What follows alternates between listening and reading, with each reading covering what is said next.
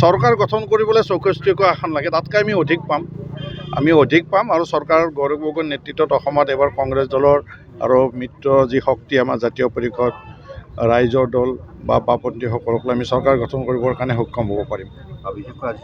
3খন আসনতে বিজয়ী হ'ম। ইতিমধ্যে আমি বিভিন্ন বৰক্ষেত্ৰী হওক বা টিহু হওক বা ঠিক তেনেকৈ নলবাৰী আটাইকেইটা সমষ্টিতে আমি ইতিমধ্যে পৰ্যবেক্ষণ কৰিছোঁ। তাৰ ৰাইজৰ লগত কথা পাতিছোঁ, আমাৰ দলীয় সতীৰ্থসকলৰ লগত কথা পাতিছোঁ, আনকি আমি আমাৰ পক্ষৰ লগতো কথা পাতিছোঁ। সকলোৱে আশা কৰিছে যে ইয়াত দিগন্ত বৰ্মন, আমাৰ ৰাতুল পাটোৱাৰী আৰু আমাৰ অশোক শৰ্মা ডাঙৰীয়া তিনিটাই ইয়াত বিজয়ী হ'ব।